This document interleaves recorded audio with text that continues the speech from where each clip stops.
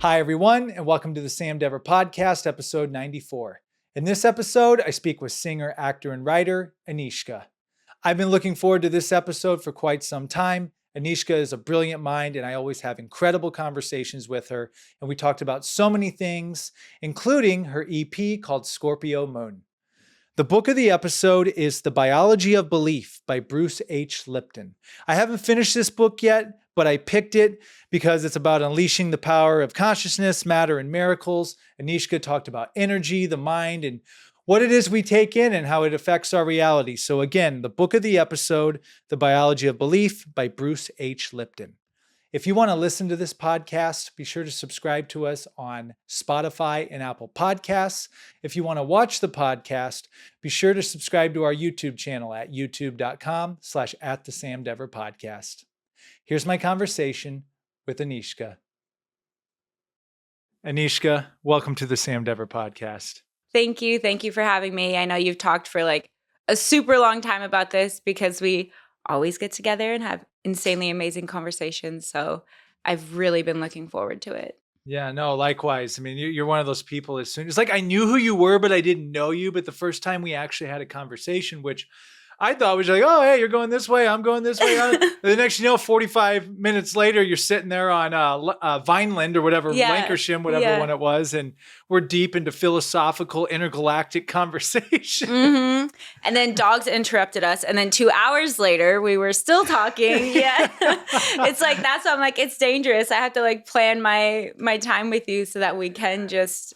And that's why, I hate to make this relationship all about this, but maybe just every time, hey, can you come do the podcast? I know you did one 3 weeks ago, but you know what? I am so down. Because I actually recently I won't name it. I did a podcast and in my head, I was just like, this ain't no Sam podcast. Like, they're all different. They're all different. They're different experiences. Yeah. And I am curious though, you were talking about before we started here, the moment that you've seen Eric at his happiest here. No, I was at my happiest. You were at your happiest. Yeah. So I was on set. Eric actually happened to be on set as well because we were shooting something from like a mutual friend. And I remember, I can't remember like I just had like a lot on my mind and I looked over and he's just standing there and he just has a salami in a bag. Like it's not even cut up. It's just like a literal salami in a plastic bag. And he's just sitting there staring at the floor, eating his salami. Like a full salami. A full salami. Like just sitting there like eating it, staring at the floor, and it just made my day. Like I started laughing so hard. I was like, only you. And I can't remember something he was wearing, but it was really like country, and it just made me feel home, it was like plaid or. I think it was my sun hat. I think I was wearing a sun hat. Yeah. Yes! It was like 100 degrees out. I'm just eating a big old salami. Did you bring anything else? What? Did you bring anything else to eat or is that all you had? Oh, I didn't even bring it. It was there on set. It was like the crafty and or maybe I did bring it. I don't know, but it's all I was interested in was the salami. And he had like a very like Bill Murray, like fisherman's sun hat. Like, and it was just the best day of my life. Like I was like, that's you. Yeah. I loved it. What can I say? I love about Eric, he's a man of simplicity. Yeah. Like, he loves simple things. And even the LaCroix hat right there, I love it. Like, it's great. Mm-hmm. I like those shorts. Like, stop. This is like a very like tennis, like casual tennis. You're like, oh, me just going to the yacht today. Yeah. Yeah. Like, like low key billionaire. Might go play some squash. I don't know yet. I don't even know how to play squash. I don't know what the fuck a squash is. But I think you hit a ball against the wall or you have a paddle. Like pickleball-ish kind of, I think. I'm not sure, but. I don't know what pickleball is, but I'm guessing there's not actually any pickles involved, which is sad. You've never heard of the pickleball craze yet? Well, I've heard that, like I've seen like on social media, like there's a huge pickleball craze, but I have no idea what pickleball is. Like you hit a ball with your hand or is that handball? No, that's handball. Yeah, pickleball's sort of like tennis. You're hitting it over a net. And it's more like it's a wiffle ball. It's a wiffle ball. Yeah. And then you have more of a paddle than a racket. So it's like a tennis racket, but it's like a paddle. So it's like they mixed ping pong in tennis? Yeah. It was originally, I think, created for like Okay. elderly because it's a smaller court. You don't have to cover as much ground. So okay. people that used to play tennis can still play pickleball. And then like everybody just started playing it. Oh, that's so sweet. Okay, because I was gonna be like, how dare they just like make up a game? But now like I can just imagine like really old, and they're like, back in the day, I played tennis, and now I'm a pickleball expert at my retirement. Like that's really cute. Yeah, but I think there's like the ACL injuries have like skyrocketed and people like over 50. It's like quadrupled. Well, I think it gets intense. Like there's leagues and stuff, and like people don't mess around. Yeah. Okay, never mind. I take all that back. We'll let the YouTube comment section decide. So any diehard pickleball people out there, let us know. Yeah, exactly. Oh, that's an interesting way to start. Salami and pickleball. So I mean, you could go play pickleball and you could have your salami since it's a smaller court. You don't have to set your snacks down, right? So you could have your salami and your paddle. I'd be worried about heartburn, to be honest. If ever I eat crappy food like that, like chicken wings, and I go and like run or do anything active, I get like massive heartburn. And like, so I've learned that lesson. So I don't know if I'd be bold enough to try that. Yeah. You just be on the court like, and they'd be like, Eric Stone.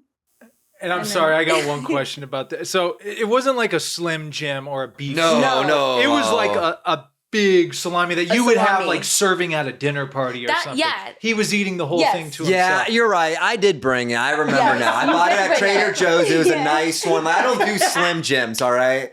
That shit's like super processed. I'm sure this was relatively processed, but it was like pitched as like the organic or like non blah, blah, blah, no sulfates. No nitrates. Yeah. Nitrates. Maybe that's what it was. Yeah. And now I'm like, that's like a $7 little thing right there. I'm like, let me bring it. Next thing you know, I'm just eating the whole thing. Out of a Ziploc bag, though. So he had the forethought to bring a Ziploc bag in case he didn't finish the entire salami standing there. He could zip it up and, I don't know, his pocket. But that's why I said, I was like, it wasn't even sliced because it was like a log. I should have said a salami log. He was eating a salami log out of a Ziploc bag. All right. One of my favorite memories. Well, I'm really glad that you cherish that memory. Now that we got that out of the way. Yeah. Okay, that had to be established. This conversation can literally go 1 billion directions. Absolutely. Right now. So I want to get this part out of the way. Okay. Because I think it'll be good to set the tone. Your background. Okay, yes. How you got to LA, where you're from, what you do. You're a music artist, actor, artist of all kinds. Who is Aneiszka? Yeah. Ooh, so that first part, all of that is correct. And then when you say who is Aneiszka, I'm like, wow, once again, such a massive a question that could go in so many directions. But artistically speaking, I act, I do music, and I also write, which, I've written over the pandemic. I wrote a book of poetry that has it's like over 600 pages. It's massive. And then I've written a few different like short films. I've written some TV series, like different things like that. Some stuff that I'm working on now. So just have and I've produced and everything as well, which I really enjoy. But I'd say primarily my focus is on like acting, singing, writing. Okay. And is that something you always wanted to do growing up? Yeah, as far back as I can remember, the two things that I was always like the most sure of was that I was like, I have to ride horses. Like I was in love with horses since I was like 4 years old, and that I was going to be an actress. Because I swore up and down that I was Shirley Temple when I was a kid. Shirley Temple. Yep. Mm-hmm. The curls, well, it's up in a wet mop right now, but like the dimple, I was like, I'm Shirley Temple. And my mom would always be like, no, you're not Shirley Temple. But I heard a great theory on that recently. So, oh my God, I want to say it now because it has to do with like energy and like energy exchange and set the tone. Okay. So I was talking to someone recently and I told them that because a similar question, just having a conversation. And I was like, yeah, I swore that I was Shirley Temple. And oh my God, she and I had such a fantastic conversation. And I was like, it was really weird because even before I knew, like even before I ever was on a set, this is when I was like 6 years old, you know? And I would tell these stories about how I was on set and like the director yelled at me or like, you know, all these things. And my mom would be like, you're not Shirley Temple. But the time that I told her like, oh yeah, the director this. And I told this whole story about like the things the director said. And like, and she was like, how do you know what a director is? And I was like, because I'm Shirley Temple, you know? And my mom was like, okay, this kid, you know? But my friend told me, like, I just got chills. Ooh. My friend told me, she was like, well, maybe like, did she, and I was like, and she did, it's not like she was still alive when I was a kid. Like she didn't, it wasn't like, you know, reincarnation and like, you know, anything like that.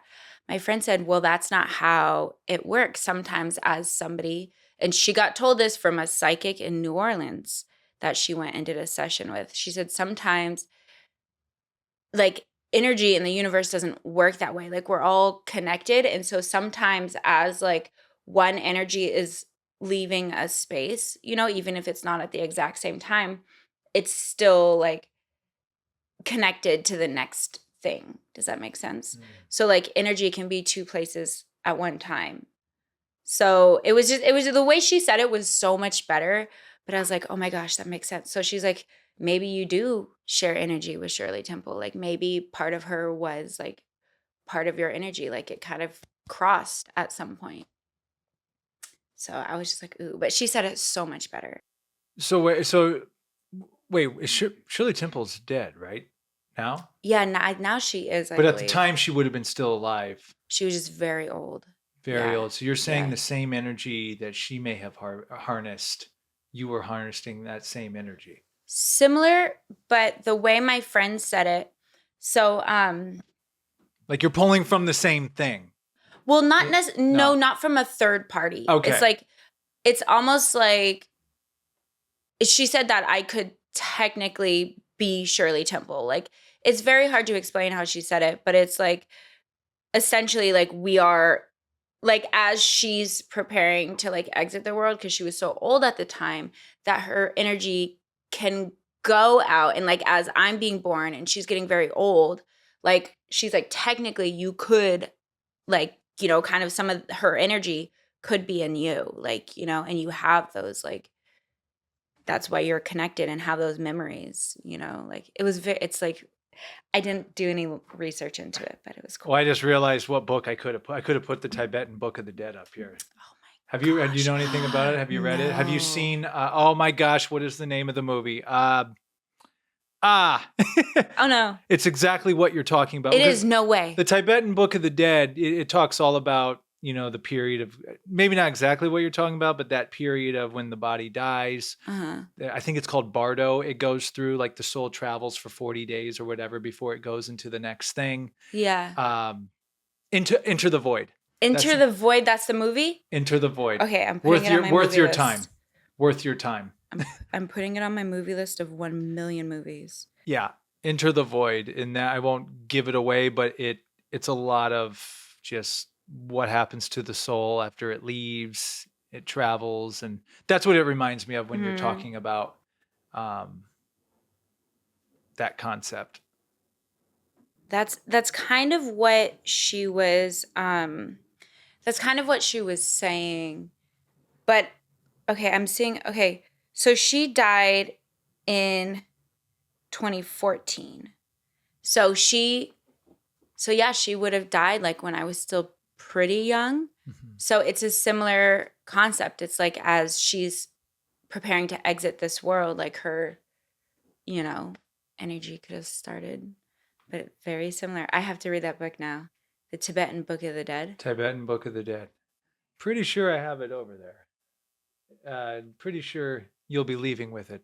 Yeah, I would love to. Books get given away on this all the time. Really? Okay. It's just I just reorder on Amazon. I'm like, oh, and there's certain books that they're staples. It's really, for me, it's like having the milk, the water, the whatever. It's like, oh, you got to have Ram Dass be here now. You got to have the Bhagavad Gita. You got to have, you know, some of these books that the artist's way. Well, speaking of that, you did put an Easter egg there, didn't you?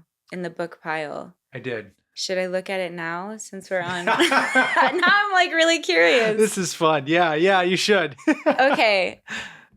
The Great Tao. Okay. I like that. I thought it was going to be something very silly because I was saying silly things. I could have gone that route, but that book, there's a bunch of books within the book. Oh, It branches out into all different Eastern medicine and philosophies on health, just on well-being, different herbs, different exercises. All really? types. Wow. Oh yeah, it goes deep. So it's really like comprehensive on like mind, body, spirit, like every aspect of health. Yes, and I have to give you your new nickname because you're gosh. you're like a human Chat GPT. Why? Because I can spit out a concept to you and you're able to articulate it very well. Okay. like I told you, there's been something I've been thinking about it from our last conversation, which we'll get into. You're talking about social media and how exhausting it is as a creator. And, I was just like, yeah, it's just exhausting. And you're like, well, yeah, because, if you actually have like a podcast or like a business, that's its own separate thing. You're not just a pure content creator, just creating to create type of thing. So you're having to juggle this and then go over here and play the whole algorithm content creation game at the same time. And I'm not articulating it as great as you did, but I thought you nailed it because that explained exactly how I was feeling. I'm sure a lot of other people do too. I mean, you were telling me too for your music, I'm sure, and just having to play the game, which Yeah, it is. It's a little bit playing the game, but I do remember when we were talking about that because I was saying people who are influencers or who are really super active on social media without like a professional, essentially like a business or anything, then they're just like, oh, this is a trend. And they just set up their phone and do the little trend. There's not really like, I mean, YouTube studios is a little different. I know that the YouTube creators have like writers' rooms and like all that. But a lot of Instagram and TikTok and stuff, they're just like, oh, I like this song. And they set it up, do a dance, put it up. But for you, you're facilitating, you're booking talent, you're setting up your set, you're like, thinking about concepts and things to ask people. And you're doing everything that an actual like TV or film production does. And then you're also doing the marketing and the social media side, which normally like, big films and stuff, they're hiring a company to do that. It's not one person doing all that. So it's as an individual creator and as a professional and a business owner and your own marketer, like you're doing so many things. So it's intensely exhausting for, so I can see that. Do you feel it with your music? When you just want to create, like, I'm sure you just want to create music, right? Yeah. But now I'm like, oh, now I have to go promote and market. And yes and no, honestly. I actually did just shoot a little video 2 or 3 days ago, and it's like a little dance challenge. It was, and putting everything together for me, like I said, the production side right now is really exhausting because I'm also going to school and things. So the production side has been very exhausting for me. But once like I'm on set, like when we were shooting that, it was just so fun. And we were just laughing the whole time and like just having a really good time. So I feel like that just being purely creative now is almost like feeding me, because it's balanced out with school, which there's so many times where I'm sitting there and I'm like, why do I need reading comprehension? I could read this and understand it in my sleep. Like, why? I would spend this many hours reading something, like, that's very like basic, very basic class. So that to me, because I spend so much more time now doing like logical stuff, that actually just being like by the seat of your pants creating something is like, it feels so good. And I'm like, oh, it makes me so happy. I want to do more of this, But that's why now the production stuff is more tiring because it's the logical putting this together and then we need this and then we need this, So it just changes with time with what else is going on in life. It's a catchy song, by the way.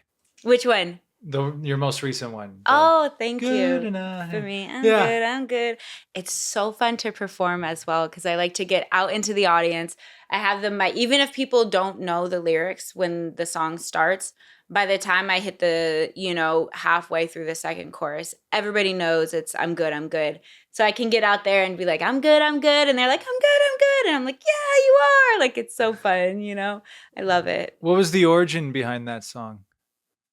Okay, so that song, believe it or not, is one of like the very first songs I've ever done in the studio. After the producer was like, "You want to sing?" and I was like, "Yeah." He's like, "Come by the studio." So we made 6 or 7 songs, and that was one of the first ones. And it was right. Let's see. It was the end of 2019, the very end of 2019. So it was right before the pandemic. And I was kind of just, I had gotten out of a relationship that was a little difficult, with a person who was super controlling and like nothing was ever good enough for them, like it was no matter what it was, like the way I cut cucumbers was wrong, like, like nothing was good enough. So I really wanted to put something out there that was like, I bet I'm not the only person that's ever felt this way. So I wanted to put something out there almost like an affirmation, like when people hear it and they can just say, I'm good, I'm good, I'm good, I'm good. And it's like fun, it's catchy. And it was something that I needed to hear, but it was also something that I wanted other people to hear, and wanted to say to other people. So it just kind of grew. And honestly, when I made it, I was like, okay, that's like, it's really fun. It's a good song, but I didn't think it would be more popular than Mama's Coming Home. And it is. And I like that, I watched that music video Yeah. today, and that Yeah. one is great too. Ooh. Is Samuel Selman in that? He is. I go, that's Yes, Samuel. Yeah, he yeah, just was on here as well. Yeah. Yeah, I saw that. Yeah. Yeah, he was on it. Dylan, do you know Don't you know know. what? He's before your time, I Okay. think. Yeah. So there was a lot of people that were on that. And he actually came up with the concept and was like, let's do like film noir. And I was like, I love it. Let's do it. Yeah, I thought it was dope. Yeah, very. Yeah, you got definitely you got a great vibe Thank musically. Like, and you have the Christmas song. What's the name of the Christmas song? you. The Christmas song is Don't Want a Thing for Christmas. Yeah. So, yeah. Let's just plug it now on a YouTube channel, right? yeah, exactly. And that one actually is kind of a funny story because so the first day I went to this music studio, the producer was like, write a song, come in, we'll record it. And I was like, write a song? I don't know how to write a song, but okay, So I wrote because I, like write poetry and other things. So I basically just wrote like a poem, like a very long poem. And I was like, okay, I guess that's my song, and I went in and my poetry tends to be very, I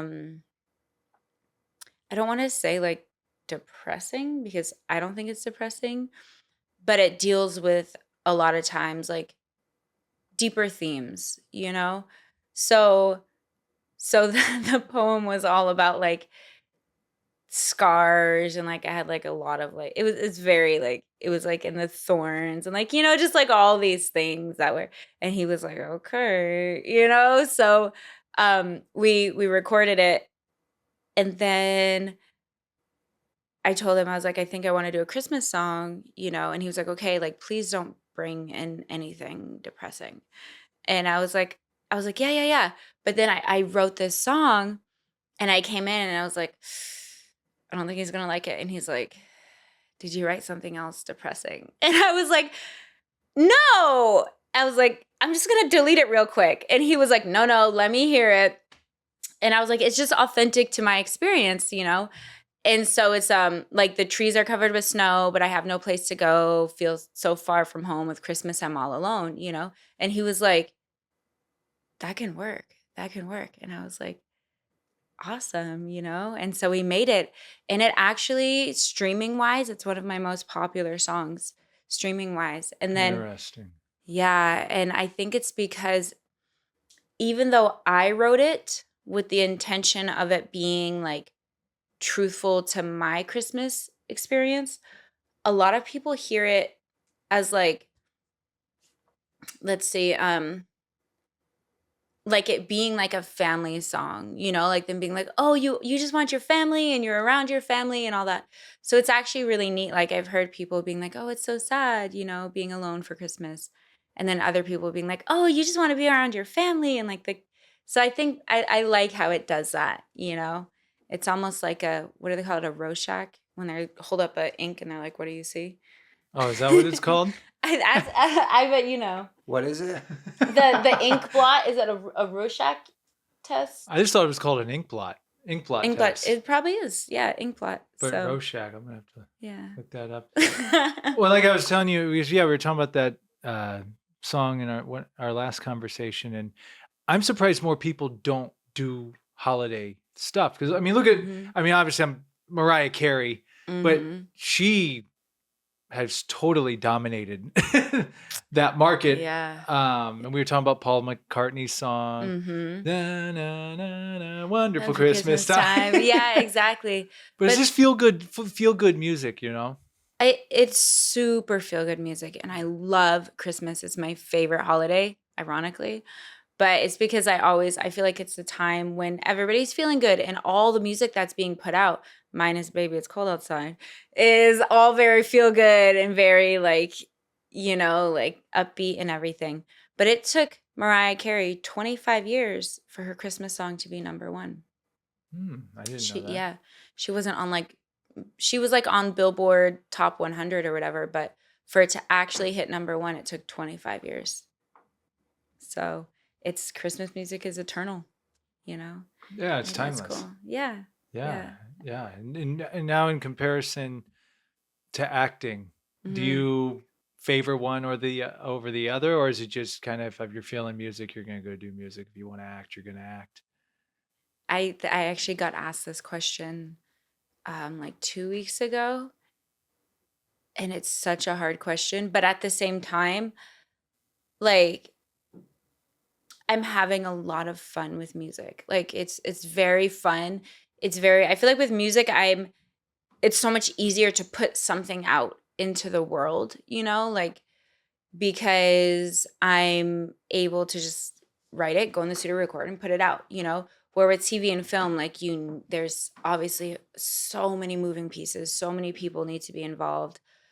But at the same time, I feel like acting, it just like, it's like eating. It's like eating for my soul, you know, because a lot of times with music, it's like with the genre that I do in particular, you know, pop R&B, like I have to go out and I have to like, no matter how I'm feeling, I go on stage and I bring up the energy and bring up the vibes and I have a smile on my face and I'm like, you know, like, yeah, you know, woohoo, even if I'm exhausted or sad or it's like whatever it is, you have to be this thing, you know, this product. Which I don't like saying product, but you know, you have to be like this bringer of energy, you know. It's show business. It's show business. It's show business. But with acting, it's always it gives you such an authentic space to just be, regardless of who you are or how you are. You can come in and you can just be. And to me, that is something that is so priceless and so valuable in my life, you know, because there's so little room in my life for me to just be. Because everywhere I go, you know, like people are like, oh, you do music or you do, you know, like even in certain situations, if they don't know at first and then they know, and then it's like people have such a different perception, you know, so it's like you have to kind of live up to this perception. I have to just be like, you know, gracious and like all like, oh yes, you know, and like all kind of like, you know, this like you said, it's show business. But when and I won't say in every acting environment, but like at Playhouse West, you know, like it holds such a space in my heart because I can go there, I can go on that stage. There's no pressure to perform. There's no pressure to nail it, to, you know, anything. I can just go there and I can be, and it feels so good and connect, you know? So they're just two very different things.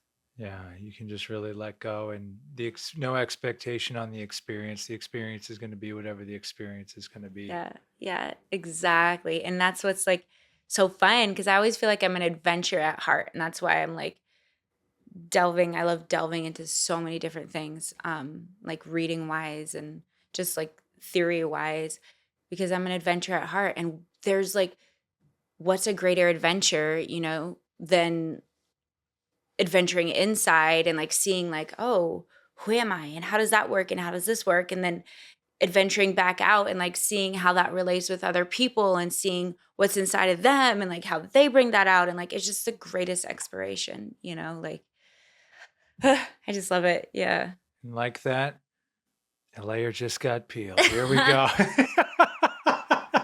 Yeah. Meanwhile, yeah. Well, actually, I'll plug it right now. The book of the Yeah. episode is going to be the book I told you about, the biology of belief. Oh, okay. And I'll be transparent. I have not finished it yet, but you've Okay. inspired me to go back to it based on our first conversation. Okay. When we were talking about, you were brought up, and again, I'm butchering it. Cells listen, Yeah. or just cellular memory. Cellular memory. There you Yes. go. And, Yes. and just our minds really are so powerful. And I've been really, since our conversation, been so much more mindful of what I'm speaking, what I'm ingesting, not just physically with food, but just mentally. Like, what am I watching? What am I thinking about? And it's so easy to be subtle, contributing to negativity when you don't think you are, but just, fueling that fire. And it's like, Yeah. well, wait a minute. What if you just keep fueling yourself with all the good stuff? Yeah. And You know? there's actually a way they say that. I think it's in Tai Chi. It's that like, I think I brought it up to you that evening. It's that they say like, you eat with your mouth, but you also eat with your ears and you eat with your eyes. So you think about, what are your eyes eating? Like, there's a big, like, now everybody's talking about doom scrolling, right? When you just can't help it. You see all the bad news. So you're eating. Like, are you eating junk food? Are you eating healthy food, like with your eyes and your ears, you know? So that directly feeds into like your mental physicality, you know? Is your mind unhealthy, or is it, you know, fit and primed and ready to go because you're eating, not just eating good things all the time, like, oh, a funny kitten video, but how much? You know, how much are you eating? How much of that cute stuff, but, you know, gorging? Like, so you're doing the right thing. I've pigged out on some cat and dog videos on TikTok, I'll be honest. Yeah. Uh-oh. They're just so Yeah. cute, but then it's like, yeah, too much. Hey, you've had enough. Yeah, but you know what you can do? Go out into the world and see some real cats and real dogs. And then that's even better, right? Because you're not just like gorging on imagery, you know, and staying stagnant physically. You're right. Like they really have made it so our experiences are all through imagery, like all pure digital. Instead, so you're like, you love watching, I guess I love dogs, but you want to love being with real dogs more than just watching dogs on a screen. Exactly. And that's what VR is getting more and more toward. It's like people like have these whole lives. Yeah. And it's like, but that exists out in the world. I have 3 dogs. Like, if you're like, hey, oh man, I really need to see a dog, and you're just like scrolling on TikTok, like there's literally people you can hit up and be like, can I come see your dog? Like, you know, Can I come pet that dog? Like, can I pet that dog? Yeah, exactly. And I'd be like, heck yeah, please take him, you know, like, so that's the thing. I feel like we're sometimes prisoners of social media, because the more you scroll, the more you kind of start to box yourself in, you know, and that becomes life, instead of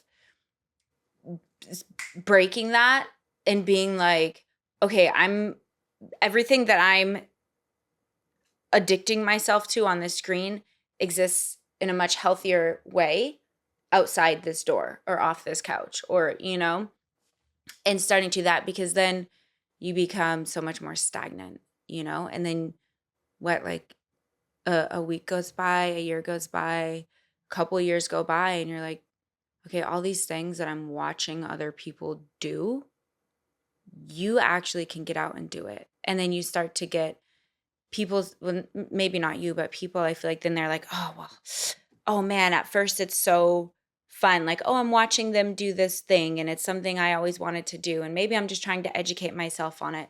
But then the more we watch it, the more addicted we become. And then the more addicted we become, then we're not getting out and doing that thing. And then after enough time goes by, we feel locked in and like we can't get out and go do that thing. And then you know what happens? Resentment.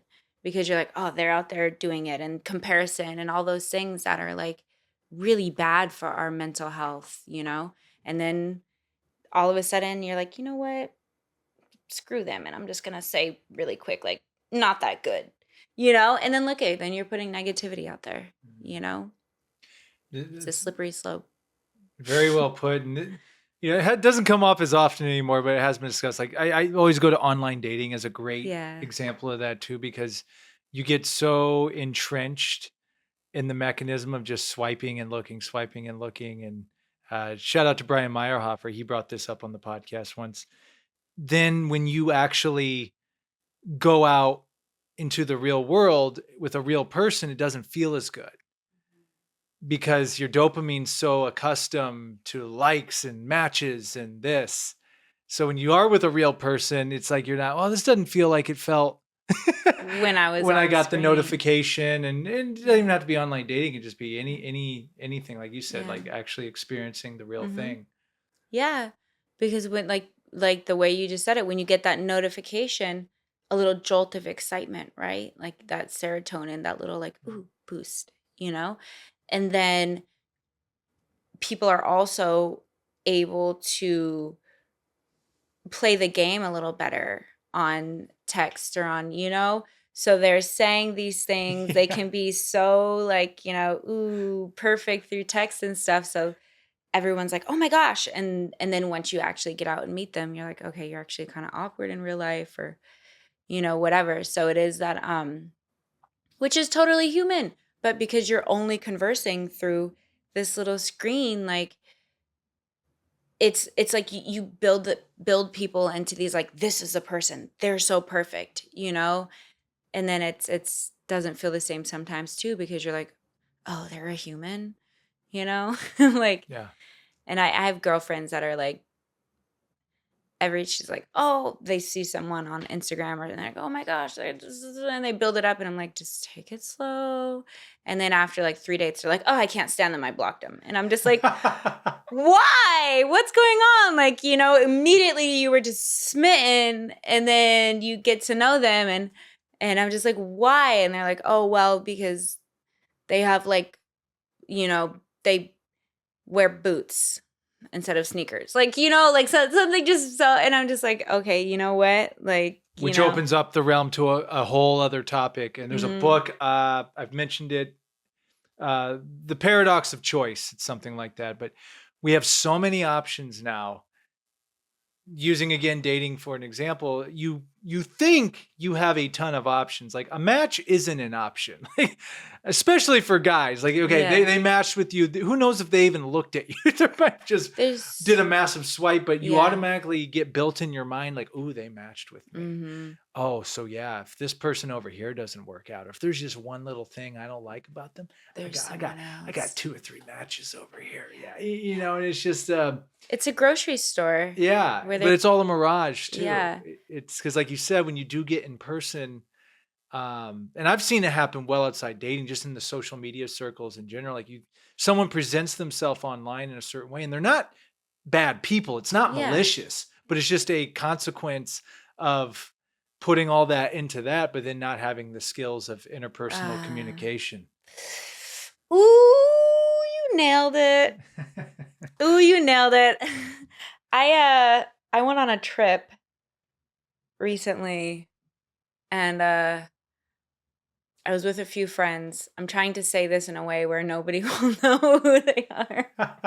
But one of my friends was like, you know, they hadn't met my other friends that I brought along. And they were just like, you know, I feel really bad for your friend. And I was just like, why? And they were like, she can't hold a conversation to save her life. Like, to save her life, 0% of a conversation could happen, you know? And I was like, yeah, I can see that. I can see that, you know? But I didn't really, because it was when she and I hang out, like it's mostly just her and I, you know? So I was like, I haven't seen her interact so much with like other people. And then like I was like, okay, yeah, I can see that. You know, she's kind of quiet because she doesn't know you or something, you know? And then I'm trying to be so like so, and then we went out somewhere the next day, and she was a little like, how come, like, you know, like people aren't approaching me like they're approaching you, and like Pete no one's talking to me like they're talking to you, and I think her feelings were a little hurt. And I was like, well, and I should have told her, I was like, you know, like, and I said it kind of in like a joking way, you know, because obviously I'm like trying to encourage her. And I was just like, girl, you don't know how to talk to people. Like, you have to actually talk to people, you know? And she was like, that's not how it works. They're supposed to come talk to me. And I'm like, yeah, but when they say hi, you know, like, then what do? Like, you have to actually then have a conversation when they say hi. You can't just be like, you know, and you're right, so many more people. It's because we communicate through here, so we can curate exactly what we say, and we can take an hour curating a response, you know, before we send it, instead of just face to face. Like, if you ask me something face to face and I'm just like, I can say this, or no, let me delete that. Let me say, okay, I could say this, or oh no, how will he think if I say that? And then you're sitting there like, this person's crazy, you know? But that's what we do over social media. We see the message, we think about what to say, you know, and it becomes curated instead of genuine. And I feel like twice so many people now like struggle to have conversation because we're the same type of, like, you train yourself to do that, you know? So then they've trained themselves to constantly curate, to try to manage a perception instead of just having a genuine conversation and letting whatever your perception is, it's your perception, you know? I feel like I went off on a tangent. No, that's perfect. Because you just, so right now it's like volleyball. You just, Yeah. Hey, Sam, here we go. Bump. Oh, not bump the mic, but Yeah. so we've been talking a lot about AI lately Oh, on this interesting. podcast. It's Okay. fascinating. It's interesting, Mhm. you know, pros, cons, yada, yada. There's one thing I will say about it. I'm not cool with at all. The generated responses to people through, you can literally have AI on the craft a message for me to talk to. It's the most, and I get them. I get them, especially like on LinkedIn. People will comment. You can tell AI did it. Yeah. Like, I can tell you didn't really do this at 2 or 3 in the morning on LinkedIn. Yeah. And it's like, man, I'm like, boy, are we in trouble. And when it comes to that, because you're exactly right.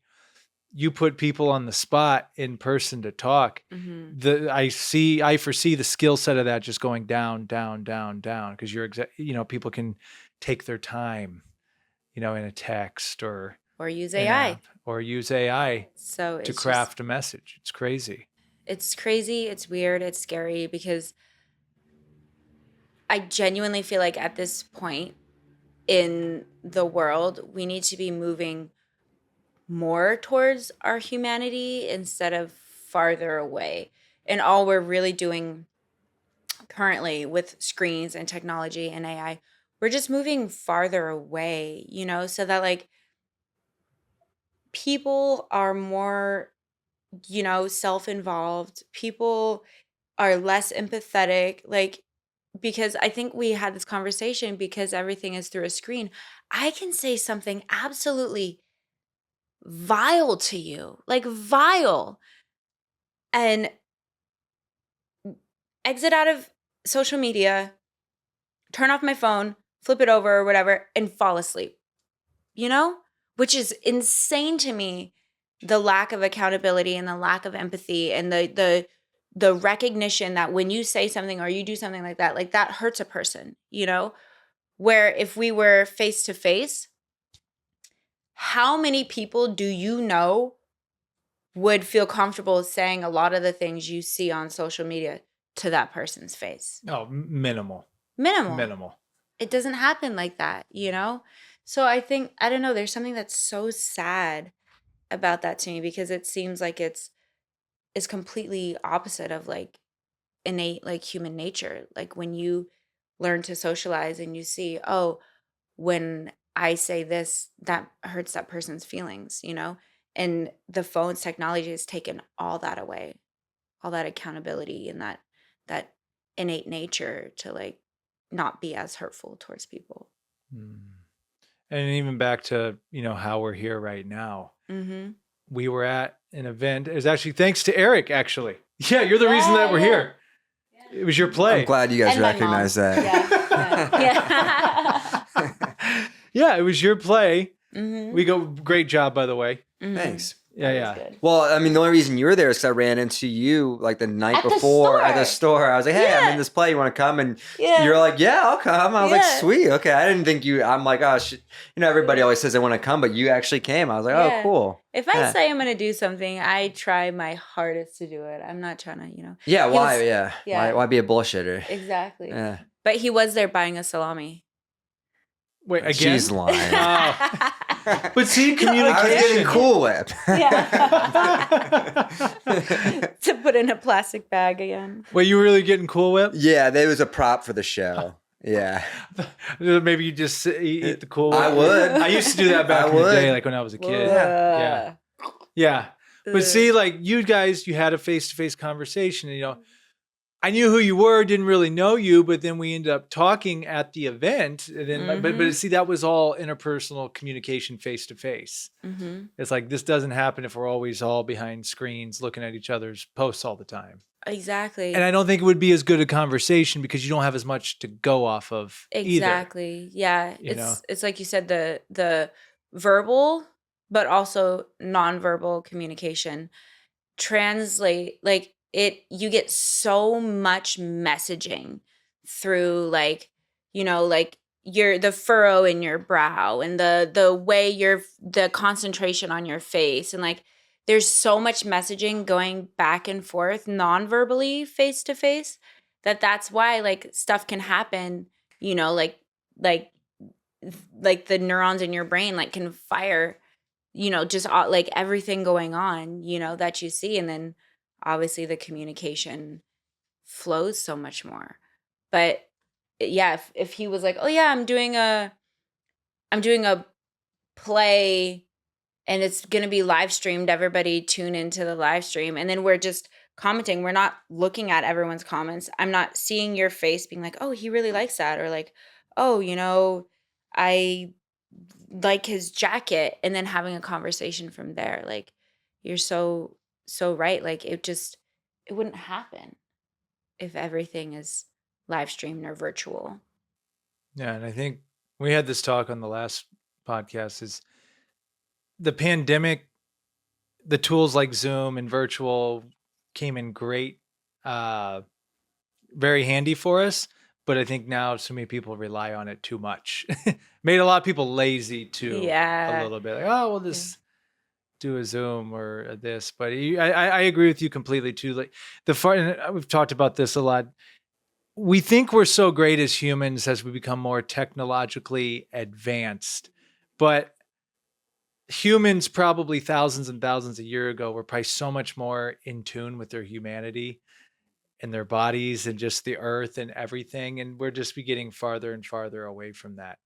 Isn't there a saying that says that's like that? It's kind of facetious, but it's like every day we stray farther from God. Like, like it's true, because I guess maybe to take a hard right real quick. Let's do it. As we talked about, if energy and God, if God is nature, or God is energy, or like we said, in that one long conversation, the first one, that if you think about in like religion and science, and like the Bible says God is omnipotent, which means like he's everywhere all the time. What's the one thing that science has proven is in all things energy, right? So and the Native Americans also believe like the rocks and the trees and everything has a soul or an energy or, you know, like a spirit to it. So if we think about that, like we're less connected with the energy of the earth and less connected with the energy of each other, then and energy is God, then we're less connected with God. Hmm. Just a What made you get into this nonsensical stuff? thought. Like I tell you, like don't fact check, like or do fact check everything I say. Fact check everything because literally I just love, I don't know, like I just love exploring. And sometimes I don't know where, I just think about things sometimes and some things just make sense, you know? You just opened up a very important concept. Think about things. I don't think we think about, got to keep shouting out podcasts. It's so funny because like I have a Rolodex. Yeah. Joel Coachy alone, when he came on here, he's like, no one takes the time to think about stuff. Like it sounds really simple, but when you think about it, we're just on autopilot. We're on just go to this, go to that, da da da. You're in society, you're on the hamster wheel. Like no one ever stops. Hey, are we doing this the way we should be doing it? Could we be doing things a different way? But you're just told, no, this is just how it is. Get in line, you know? It's unfortunate and it's people don't take the time to think about things and they don't take the time to sit with themselves because I feel like sitting with yourself leads to thinking about things, you know? Because sometimes you can't just say, okay, I'm going to sit here and think about things because then you're like, oh, what am I supposed to be thinking about, you know? But if you're like, I'm going to take this time to sit with myself, then naturally, you know, you're going to start to be curious. You're going to start to think about things.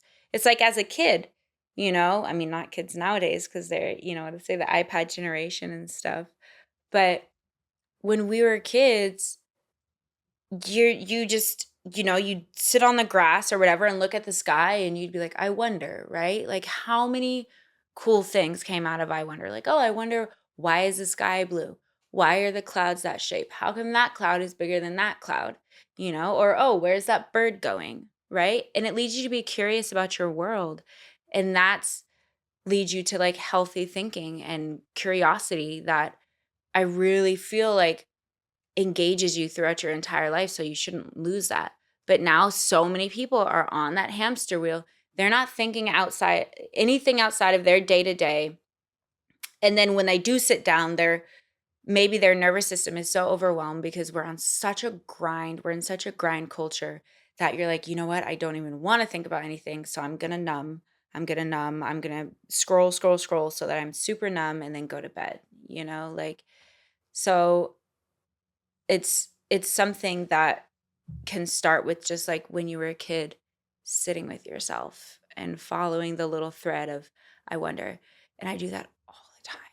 You know, I always say like I'm going to college for the first time in my life, you know, for just to learn some new writing techniques and stuff, but everything else I know and everything else I've ever known in my life has been self-educated because it starts with me sitting and allowing myself to be bored, you know, or allowing myself to not be doing something.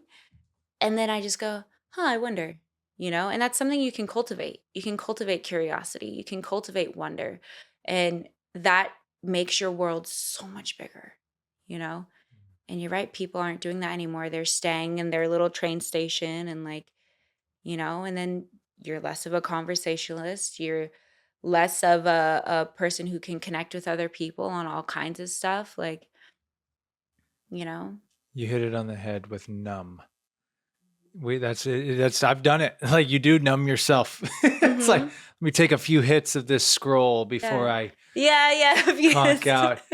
And I have another Easter egg I could have put up here, and you remind me. So there's this book called Thinking Physics.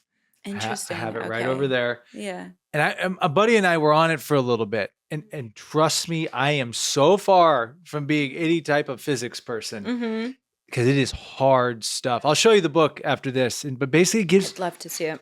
little problems. Mm-hmm. If the rock's falling at this height and blah, that type of stuff, how long will it take what rock will hit the ground first? This one or this one, if they're dropped at the same time, that type of thing. And they're like two different types of material. Correct. Yeah, stuff like that. Yeah. But what it does is it causes you to be a critical thinker. And someone's like, look, you don't have to go into it trying to be a physics person, but start to get your mind to think about how things work. I think we're in a space now, and I'm just now realizing, everything's so easy. We don't have to think, we just push buttons. Mm-hmm. And sure, you got to know how the apps and the tech work. Barely. They do all the work for you now. With AI, just press this. But it is a different part of the brain that probably many don't exercise really that much, and it's just going to start to diminish as well. Yeah, and our brain is a muscle. It's literally a muscle, and that's why it can be overworked, but it can also be underworked, and it's like atrophy, and social media right now, it's like a social, or just doom scrolling. It's a socially accepted drug, that's the one thing where if you're sitting there on your phone and you're just like, nobody's going to be like, hey, maybe you shouldn't do that. Are you okay? Are you trying to numb something? Are you overwhelmed? But if somebody's sitting there and they're just, they're like, whoa, are you okay? So it's something that, think about it. You can have your addiction anywhere, anytime, and you need more. But it does the same thing to your brain. It's a distraction. It's a numbing mechanism. It's keeping you from thinking critically. And you know what? You don't even have to think critically. You can think imaginatively. Think anyway, and it's going to start to get the wheels in your brain turning, and one thing leads to the other. It's like one of my favorite quotes from Alice in Wonderland. And it goes something like, sometimes I like to imagine as many as 6 impossible things before breakfast, and it's one of my favorites. It's fantastic because if you do, you just sit there and just let your mind and your curiosity and all of that work, you feel so much better. And I think that creates hope, because when you're stuck in a rut and you're doom scrolling and you're numbing, you're, like I said, you're locking yourself into one way of thinking, one pathway, you're literally creating a neural pathway that is one way of being. But when you start to imagine, you start to create hope, because then you realize, oh, what if life were different? What if the sky was purple instead, and then you start to the what if, the imaginative thinking goes into, well, how come it isn't purple? I don't know. Let me look it up, And that's what I do all the time. Literally 50 times a day. I'm like, how does that machine work? And I look it up, or quantum mechanics, what's the smallest particle that exists in our universe? Okay, let me look it up and read about it, And that just leads to such a bigger world, I feel like, and a bigger life. And I think not saying that from a place of oh, life is so much, but for people, it's like being hogs in a slaughter house, they're all just in a row, they're all eating their food, and then there's that one that jumps the fence. So it's jump the fence as much as possible, go out there and explore, think and follow it up with research. I have so many people. I had this one friend in particular, and she would always ask me, she'd be like, oh, how come, she'd ask me, how come, XYZ? And I'd be like, oh, well, actually, that's a great question because blah, blah, blah, blah, blah, blah, blah, AI. You said that. What did you say it was? So Chat GPT, there was. So I would tell her, and she'd be like, no, that doesn't make sense. I don't think so. And I'd be like, well, then why are you asking me? Why don't you look it up and then you'll find out, And she was just never, and it was such a such a turnoff in a friend. You know, I'm like, you have the curiosity, but you don't want to do the work yourself to read about it. Like you want someone to give you the easy answer, you know, when you're already halfway there if you have the curiosity. That was incredible. Clip. I feel like I'm just like, yeah, like just blah, blah, blah, blah, blah. No, and I'm like, is any of this make sense? No, it makes, you know, my dad pointed it out to me. I think there was this big article when I was back. We were at my grandma's house, I believe. And it was about Einstein and how much he believed in imagination. Oh, yes. And one of my favorite, I don't know if I call it my favorite movies. It's probably one of my favorite concepts of a character, Willy Wonka. Oh, yes. The Gene Wilder. Well, of course. Yes. That version. Absolutely. Just that imaginative place to go in your mind. I mean, that's probably, Los Angeles, that's one of the greatest things I do love about this place is it's just welcome.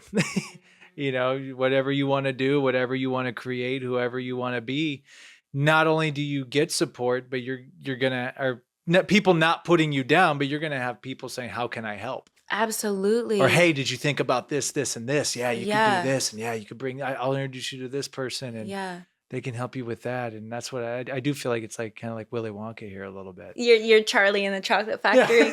You have your golden ticket. Like, what's Willy Wonka say at the end? Remember what happened to the guy who got everything he ever wanted in life, Charlie, or whatever?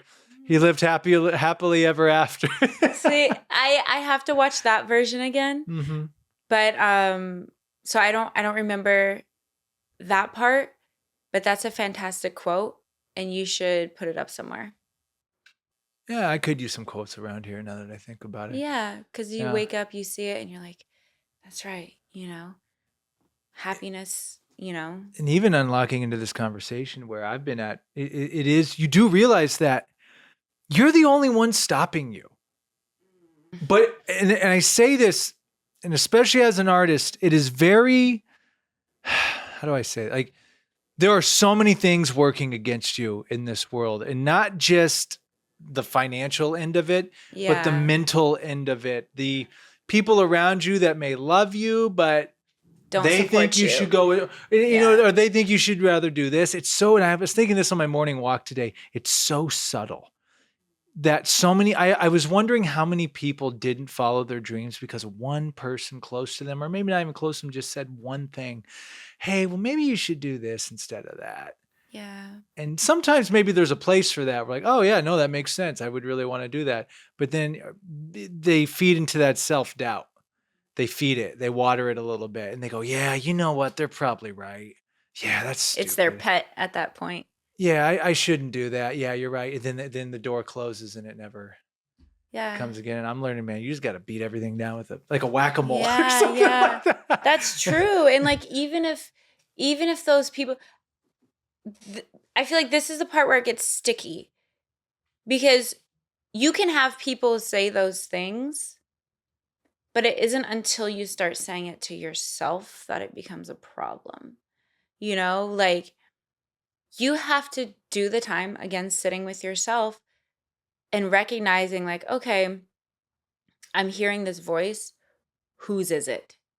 And that helps.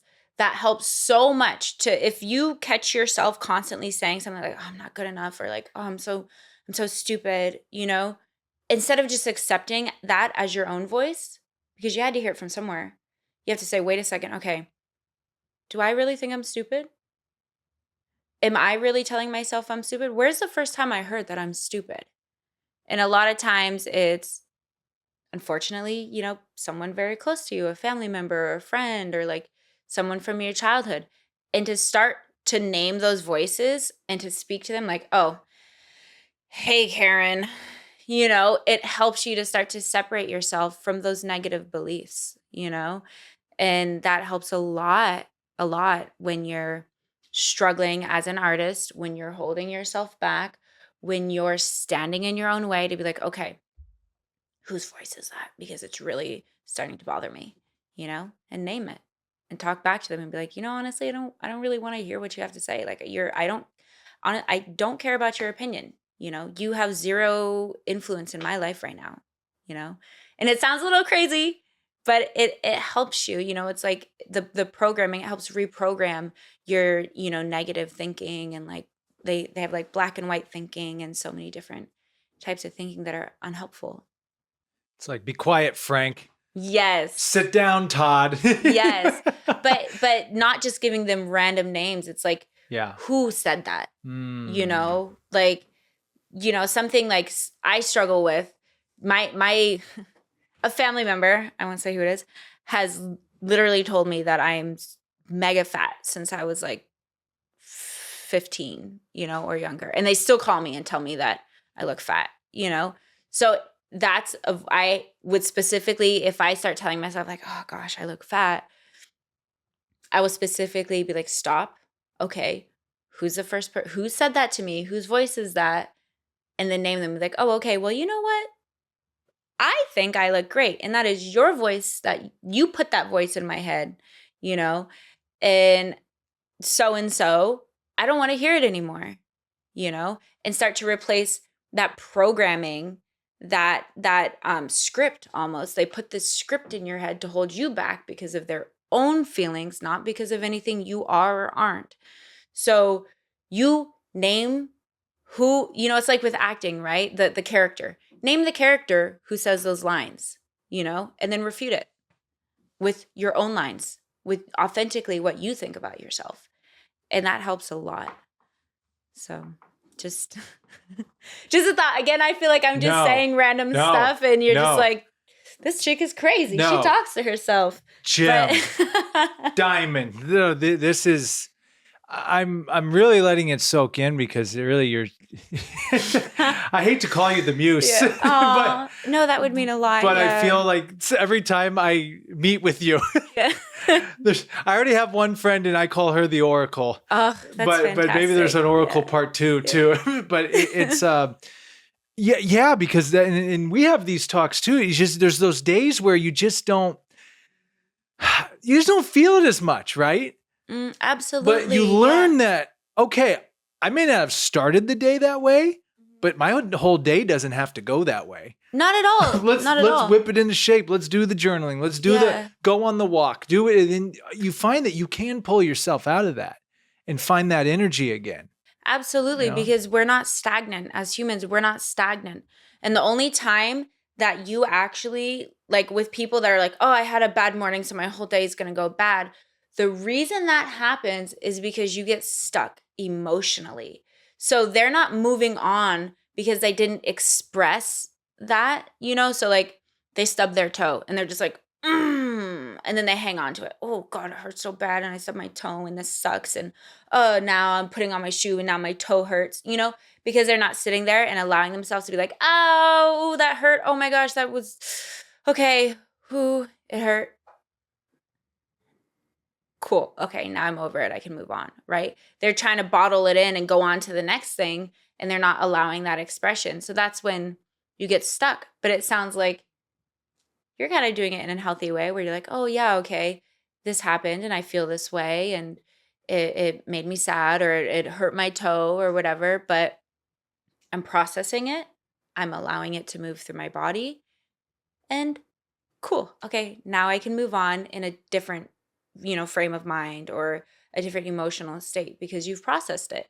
So the reason people get stuck is because their emotions are like quite literally stuck in their body. So they're stuck in that space because they're not processing or allowing that flow. Because emotion is, I'm sure you already know, it's energy and motion, emotion. Oh. So it's the emotion it's little messages, little travelers going through your body, little energy, like in your nerves and in your cells and stuff. So it's like little messengers traveling back and forth. And if you stop them, like, don't come here. I don't want to be sad. Don't come here. It builds up and you get stuck.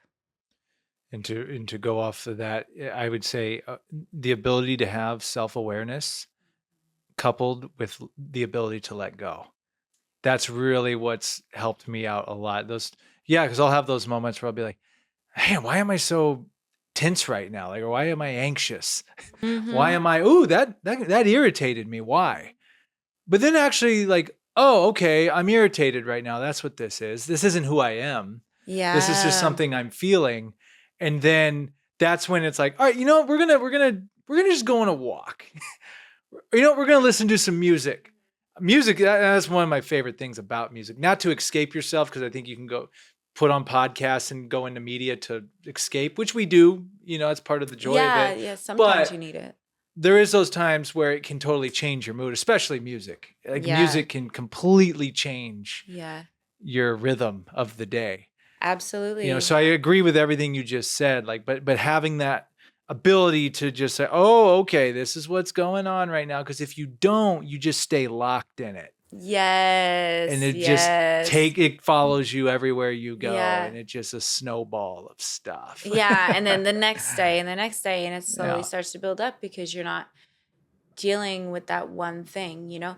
And that's what therapy does a lot, right? Mm-hmm. Somebody experiences this one thing, you know, in childhood, and it's not addressed, and everything, it's like a dam. Everything starts to get stuck behind it. And then it builds and it builds and it builds and it builds. And then you're, you know, an adult going to a therapist and you're like, yeah, I don't know why I feel so terrible, you know? And then they're slowly pulling logs away from the dam. And then all of a sudden the water starts gushing out and you realize there's this one big ass. I can say ass, right?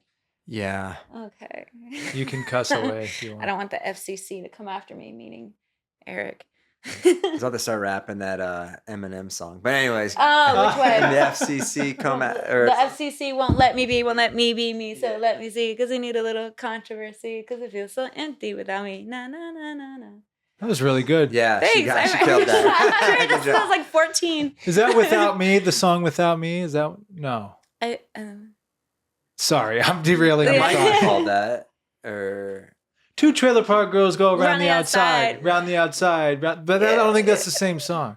It might Oh, be. that is. It That's is. it. Oh, yeah. it is. that's it. Yeah, I used to think when I first heard that, I thought the lyrics were two trailer park girls yell brownie outside. And I was like, who put a brownie outside? Sounds delicious. Like, like brownie outside. I'm like, is there a brownie man? Like, you know, I don't know, coming with his little like cart of brownies, but it's not what they say.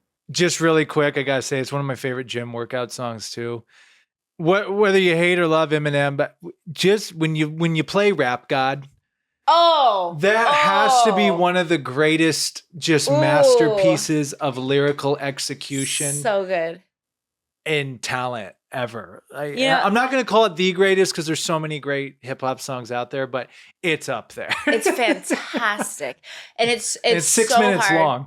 Yeah. And I used to rap like I was like, I wonder what the fastest rap song is. And I used to rap the part when he's like, sama lama dooma lama you assuming I'm a superhuman, what I gotta do to 3, and I'm super, whatever the words are. I could do that. And it was so fun. It's like, it's really good exercise for your, like a tongue twister.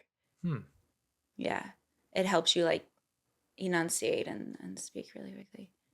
So I have a video that I posted from my like rap alter ego that was so cool when I was like 22. And that was like the only video on there. Was me doing rap. Tell on. us more about that. What was the I name? don't know. Are you going to reveal the name or are you going to keep it to yourself so we can't search it? No, actually it was Lil Dope. So I was Lil Dope before anybody else was Lil Dope. So I'm just Lil Dope on Instagram. And it was like, that's the one video on there is me doing Rap God.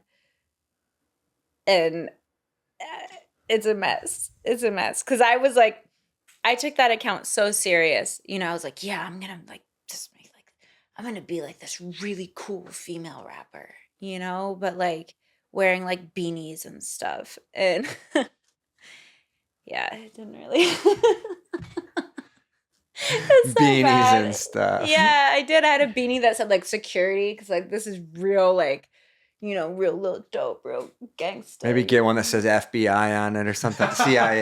Yeah, it's right in line with that. Yeah, at the time it was very cool, just like MySpace, you know. Oh yeah. Would you Of course. still rap? Actually, yes.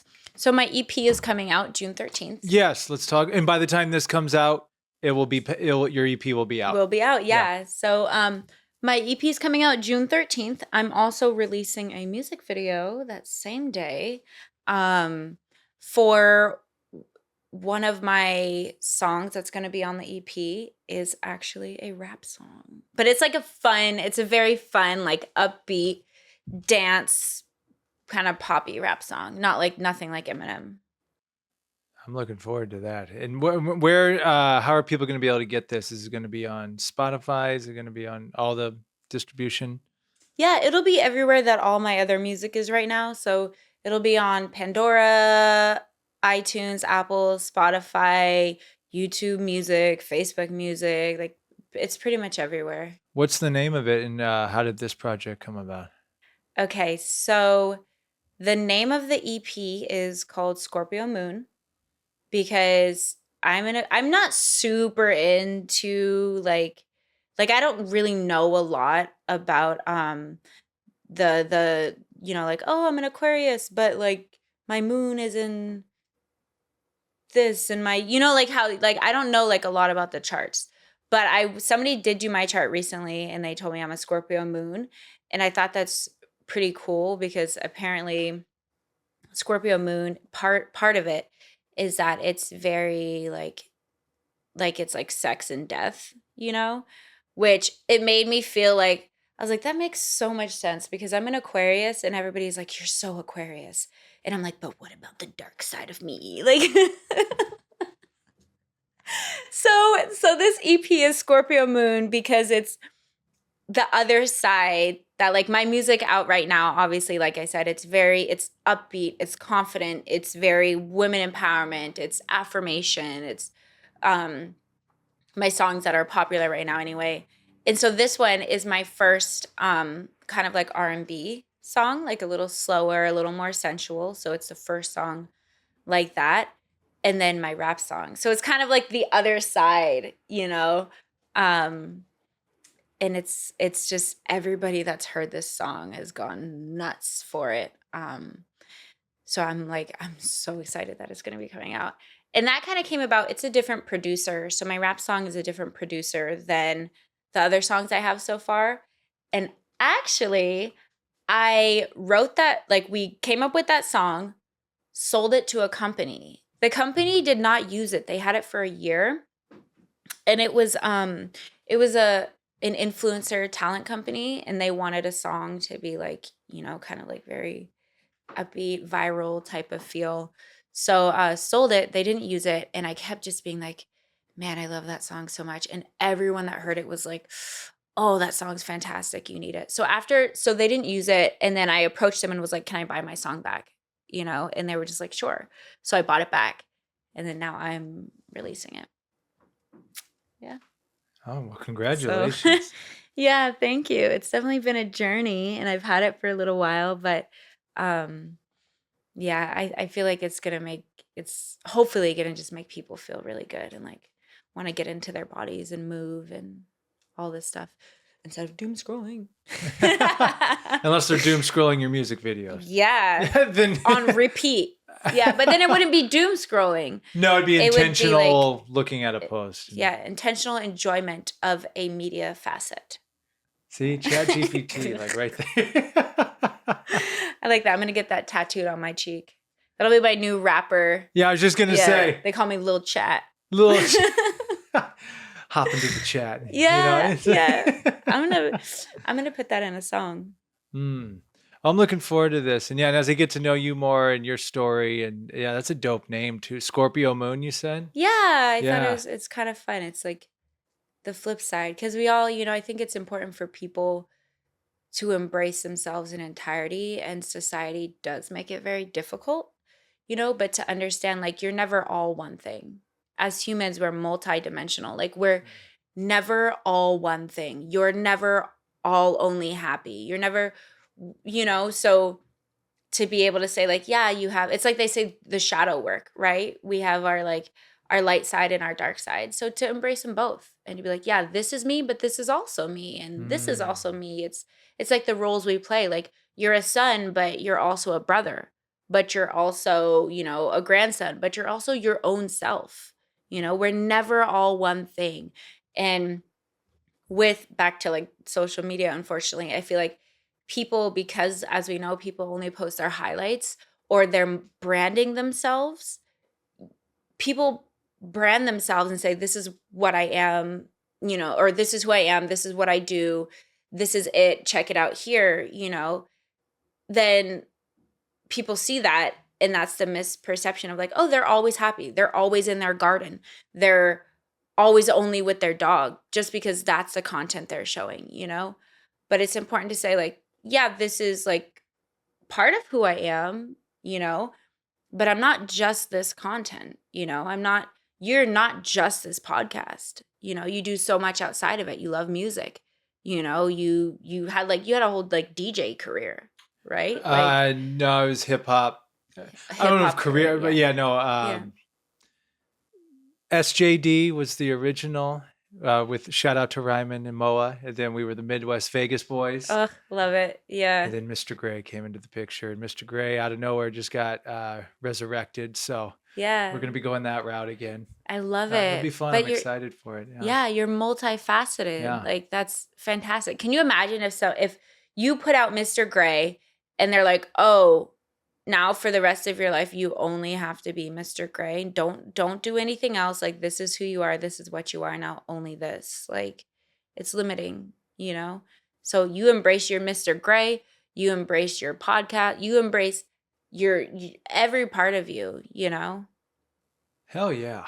You think we can get a Mr. Gray little dope collab going? Yeah. Scorpion Moon. You know, I'd be lying to you if I told you the wheels weren't turning.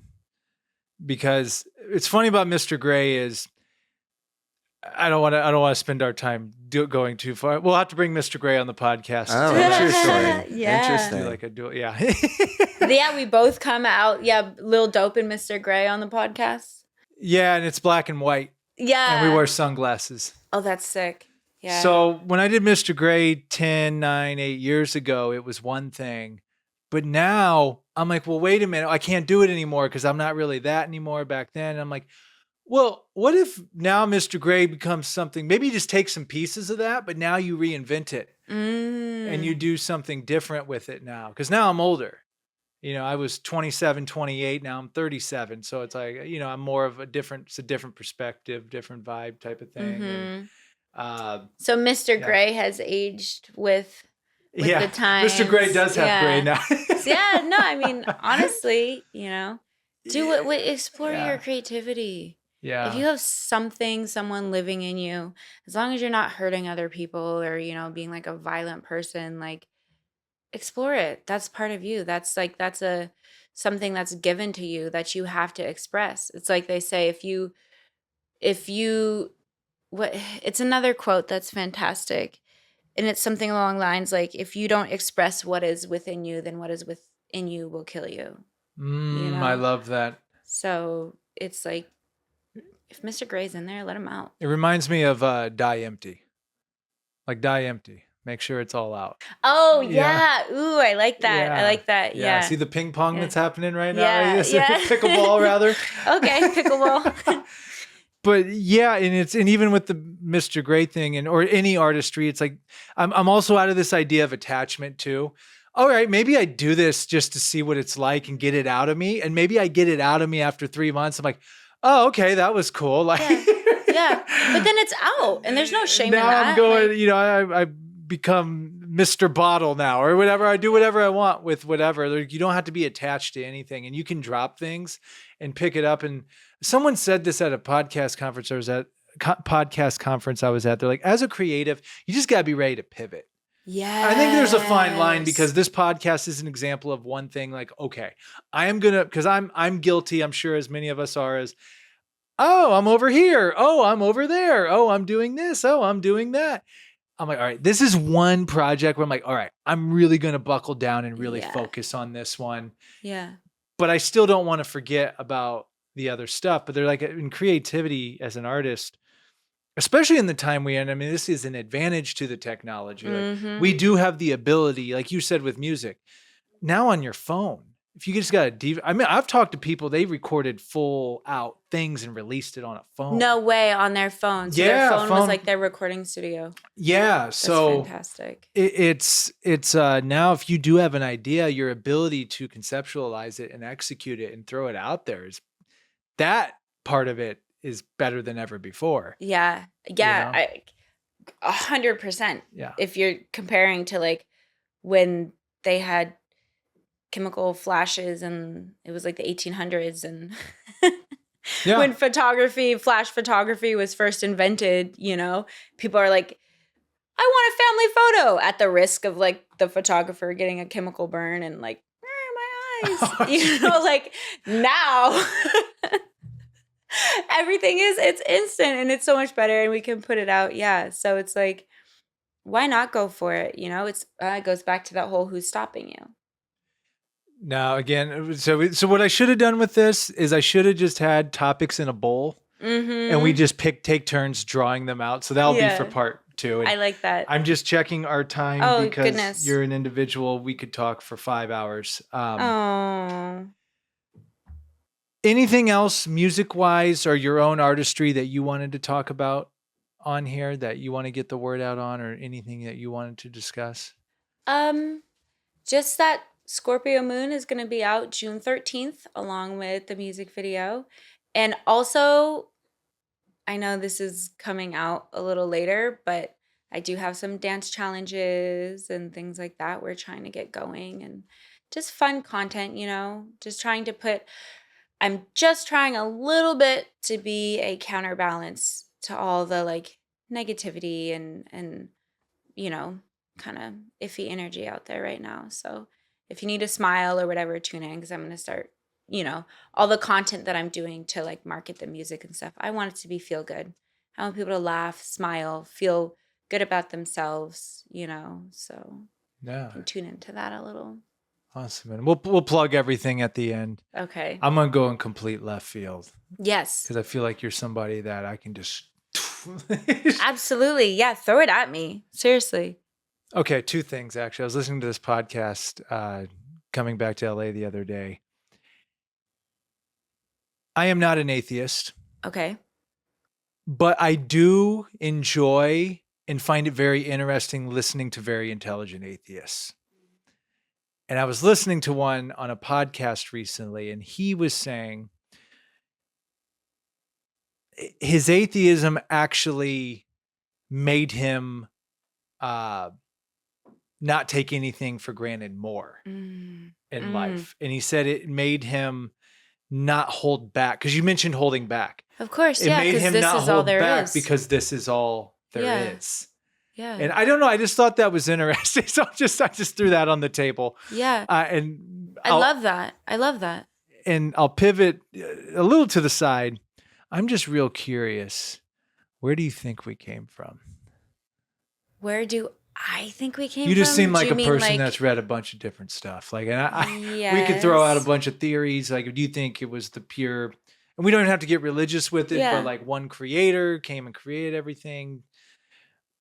What do I think? I mean, honestly, I guess I haven't done as much delving into like, I guess that would be more like astrophysics, like the creation of the universe and like, or like what it is that's out there, you know? So if you're thinking about like, I'm not going to say, not subatomically, because that's into like the quantum physics side of things. But if you mean like, what is space? Like, where did that come from? Or do you mean like us as humans? Any of it. Any of it? You can pick any of it as you want. Honestly, I don't know, but I like to think that it's a little bit of magic.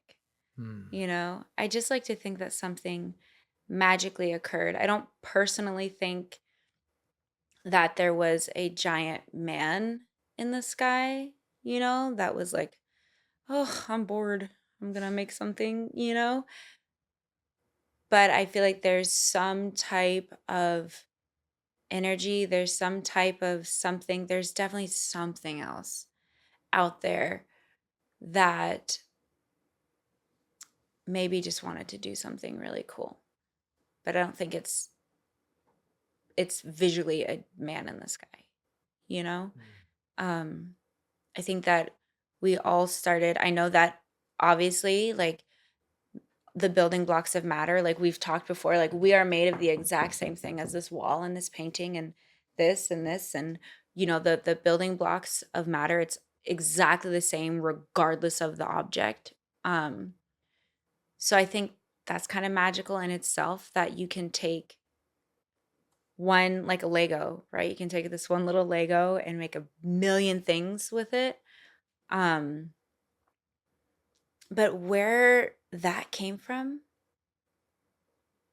I don't know. Like I could believe in the Big Bang Theory because the amount of energy that a dying star exploding exudes is insane, and it could obviously like create different chain reactions to create, you know, a globe that can facilitate life. Um I do believe in evolution 100%. I've read a lot about like the ancestor, the basically first fish out of water, and like different things like that. um but where did our universe come from? I don't know. That's something I'm still exploring, and I love reading about. Like I've my brain has been a little bit full with school lately, but I'm highly interested in quantum mechanics, like highly, highly interested in reading about like everything that has to do with that. But I don't know. I don't have all the answers. I'm not a fully fledged chat GPT yet. Afterlife? Do you think there's afterlife? Reincarnation? Such a good question. I think there is. Once again, I don't think it's the commercial version of afterlife that we've been given, but I think scientifically, and I think that if you kind of tune in like how Buddhists believe in reincarnation, um and we know that energy can neither be created nor destroyed, right? So that means that the energy, and they've done studies too where they have measured the energy of a dying person, and it leaves your feet first. And then, because they use like they monitor it. I don't know how, through like heat. I don't know how they do it, but they check to see like where the energy goes. And it leaves your feet first and it travels up through your body, and then the energy pings like last in the crown of the head. So that's where the energy dies out last. So if your energy is leaving your body and going out, then by all means it's just recycled. Like we're endlessly recycled in the universe. So I definitely think that in a way it's reincarnation. Your energy leaves, it goes out, and it goes into something else. It goes into, they've measured the energetic response in grass. Turns out grass has memory, water has memory, all these things have memory, right?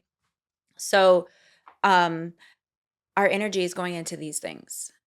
So I think it's not the commercial idea of reincarnation, but it's an energetic reincarnation. We never actually leave. Our universe is a closed system.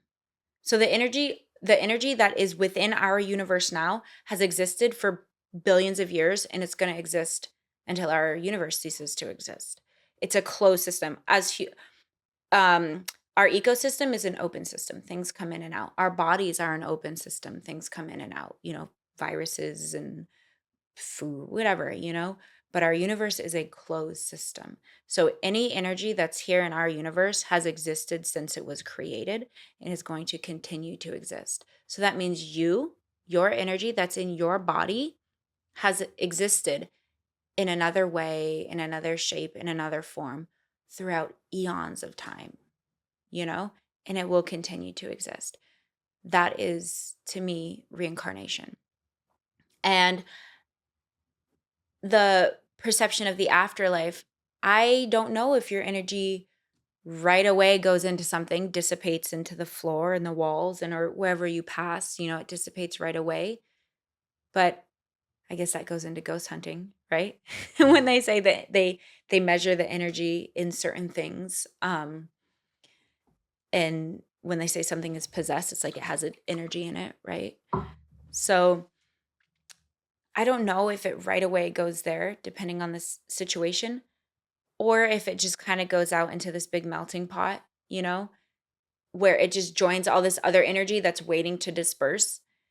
And maybe that's kind of like heaven, And I had this conversation years ago on an Apple set, and we were all just standing out during break talking about this.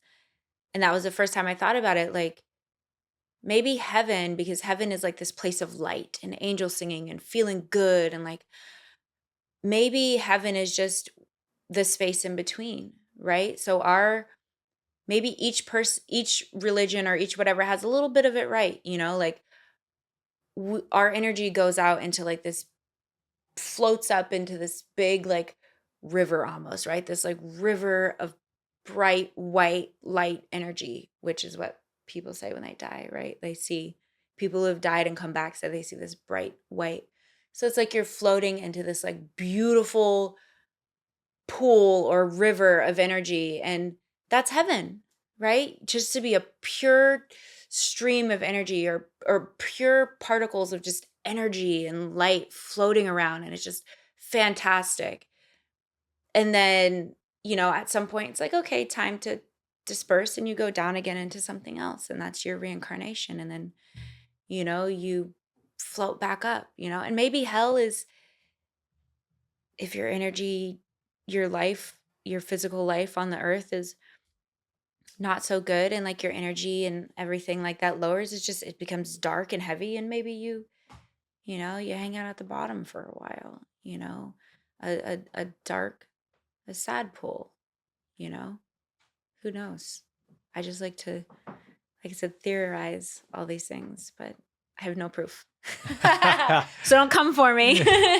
Well, it's just all theories, Well, I ideas. appreciate you sharing that and sharing that perspective. Yeah. You can't ask these questions to everybody, or not that you can't, but you're someone who's very open and talks about it. So I appreciate that. And yeah, there's going to have to be a part 2, 3, 4, 5, 6 Yeah. with you. So I just know, we could go all night, but absolutely. I'm going to give you the last word. But before we go, Eric, did you have anything?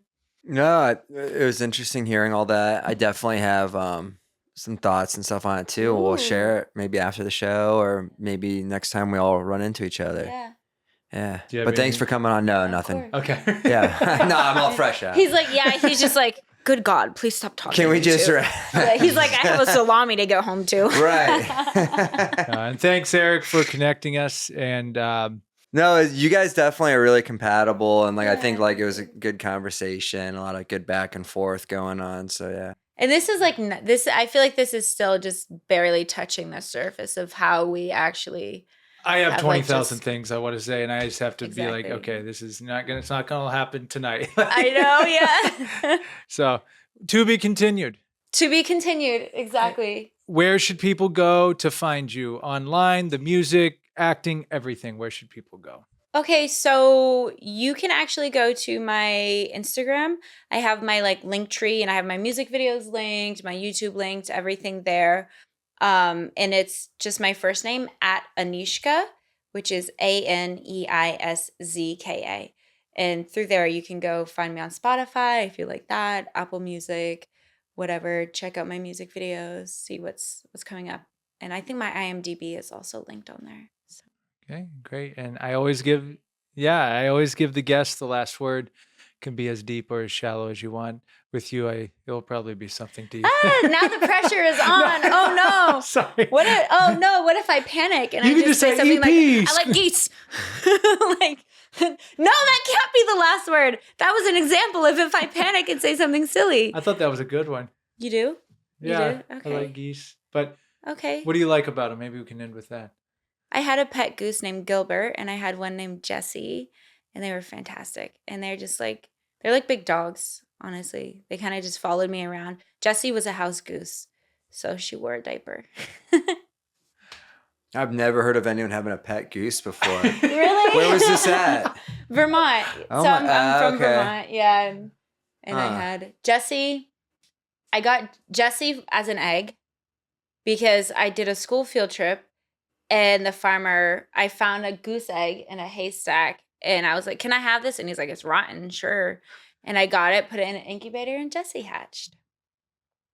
So it wasn't rotten. It was, see? He was a rescue goose. Exactly. One person's rotten egg is another person's pet treasure.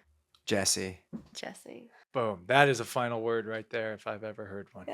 Aneiszka, thank you so much. Thank you. I appreciate it. Yeah, you guys have been fantastic. So part 2, 3, 4, 5, 20,000. Might just have to have an offshoot like the Aneiszka Hour or something like that. So I would be so down. I actually used to go on to a radio show and they wanted me to have my own segment, but it was far. It was like Calabasas or something. I'm like, I ain't driving her. That's LA for you. Yeah. Oh, wait. I got to go across the valley. No, I'm good. It's like, I'd love to do that. Wait, where's it at? Oh, over here. You know what? Sorry, Actually, that's not going to work for me. That's how dating is, too. You live in Culver City? Yeah, it's not going to work. Exactly. I was like, it's called Calabasas for a reason. Because it's the ass of the valley. And right there, some beef just got started on the Sam Dever podcast. That's a cliffhanger is what we call that. Oh, no. Don't come for me, Kim Kardashian. This was fun. Thank you, Aneiszka. Thank you so much. I'll stop.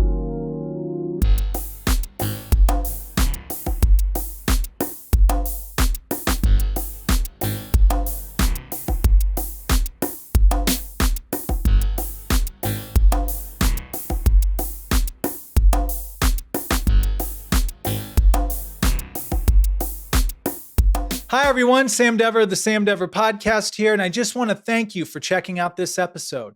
To watch and listen to future episodes, be sure to follow us on Spotify and Apple Podcasts, and subscribe to our YouTube channel at youtube.com/@the Sam Dever Podcast. Thank you so much. See you soon.